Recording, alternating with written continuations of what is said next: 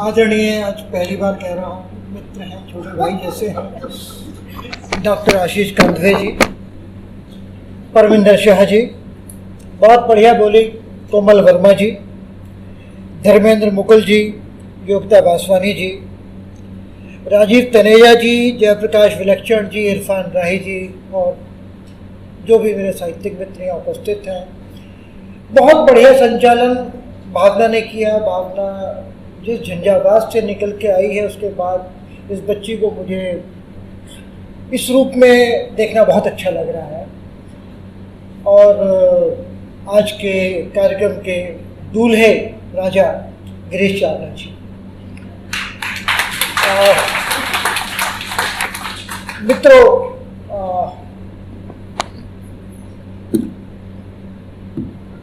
हाँ, राजीव तनेजा, मैं राजीव तनेजा का नाम है, किसी का नाम मैं भूल रहा हूँ। राजीव तनेजा और मिसेज तनेजा दोनों को बहुत बढ़िया लिखते हैं राजीव। मित्रों, मुझे किताब पे बोलना है। एक बात मैं किसी से सुनी थी और हमेशा दोहराता रहता हूँ कि 100 पढ़ो 10 गुनो 1 लिखो। 100 पढ़ो 10 गुनो 1 लिखो।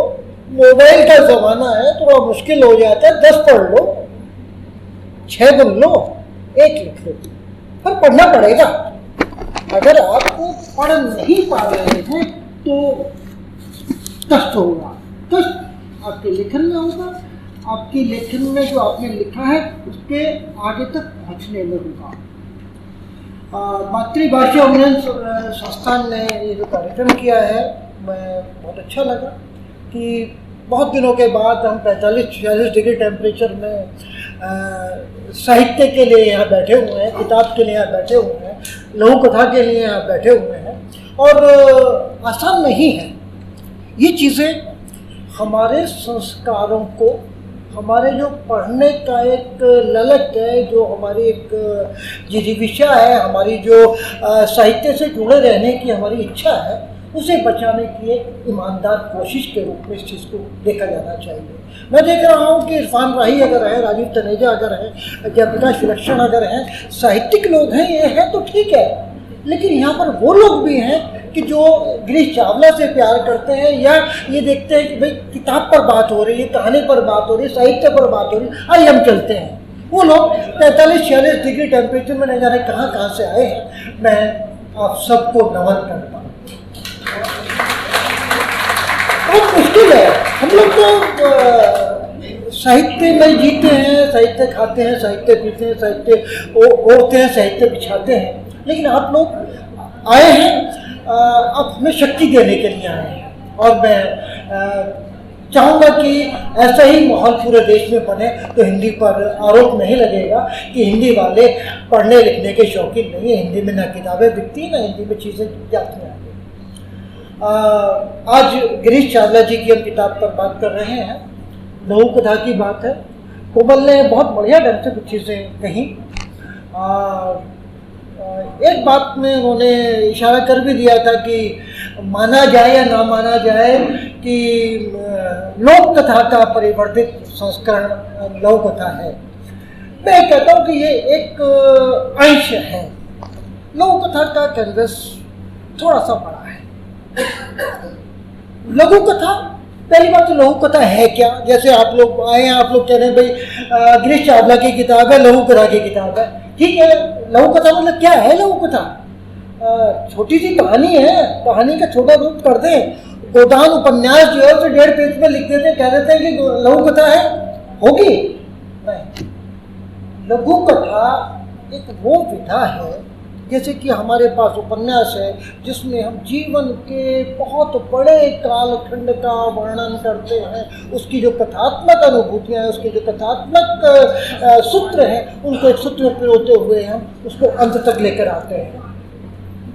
कहानी में हम एक थोड़े छोटे कालखंड का वर्णन करते हैं और चीज़ों को उसके हिसाब से समेटते हैं। लघु कथा कहानी और उपन्यास से इन अर्थों में भी अलग है कि लघु कथा जीवन के एक छोटे क्षण का किसी बोध कथा के रूप में, फैंटेसी के रूप में, कोई आपने आंखों देखी कानों सुनी घटना के प्रस्तुतिकरण के रूप में, जब हम किसी रचना को कोई आपके सामने कोई छोटी सी घटना घटी और आपने उस घटना में देखा कि इसमें साहित्यिक मूल्य कितने हैं, और जब मैं इसको लिखूंगा और इसको जो लोग पढ़ेंगे उन तक मेरी बात पूरी की पूरी पहुंचेगी या नहीं पहुंचेगी, वो चीज़ किसी रचना का लघु कथा होना तय करती है, नियत करती है, निर्धारित करती है। मुझे बड़ा अच्छा लगा वो शीर्षक, हर पल बदले चश्मे। लघु कथा का जो शीर्षक है कौतूहलपूर्ण होना चाहिए, ताकि मालूम पड़े कि जो पढ़ने वाला है उसको कौतूहल जागे। व्यंग का शीर्षक हो या लघु कथा का शीर्षक हो, कौतूहलपूर्ण होना चाहिए। एक शीर्षक है हर पल बदले चश्मे, अगर ये सिर्फ चश्मे होता तो मुझे ज़्यादा अच्छा लगता, सारी बातें ना खुले तो अच्छा है। लघु कथा है उठाओ ये सारा सामान, पैंट के डिब्बे, पुराने दरवाजे, अलमारियां, सारा सामान ट्रक में फेंको और इसको ₹5,000 का चालान भिजवा दो। कड़क म्यूनिसिपैलिटी ऑफिसर ने चालान काटते हुए कहा, साहब गलती हो गई, हुजूर गलती हो गई, इस छोटी सी गलती की इतनी बड़ी सजा मत दो माई बाप। सालिक राम अफसर के पैरों में गिरकर बोला, अबे देखो सालिक, खुले में कंप्रेशर चलाकर गाड़ियां पेंट करने की इजाज़त हमारी सरकार ने नहीं दे रखी है, यह गैर कानूनी है। तू ऐसा कर, इसकी जेब में 500 रुपये डाल दे, तमतमाता हुआ चेहरा खुशी से खिल उठेगा। पड़ोसी दुकानदार सालिक राम के कान में फुसफुसाया। सालिक राम ने उसकी कहने के अनुसार वो काम कर दिया।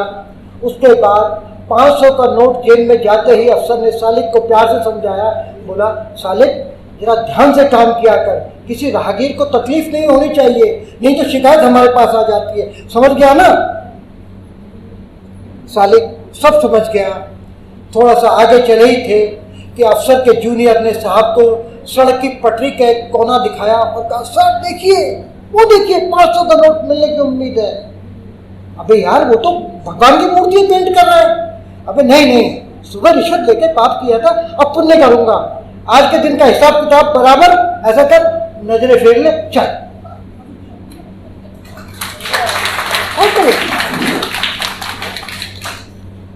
आसान भाषा में आपने एक बड़ी विसंगति पर मजे में व्यंग कर दिया। ये है लघु कथा की ताकत। ऐसी बहुत सारी लघु कथाएं इसमें किताब में है। मैं चाहूँगा कि आप ये किताब पढ़ें और चलते चलते शेर सुन लें कि मुझे शेर सुनाना बहुत पसंद है कि हम तो दरिया हैं, हमें अपना हुनर मालूम है।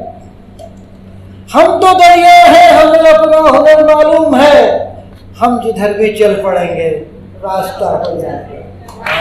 पसंद आई?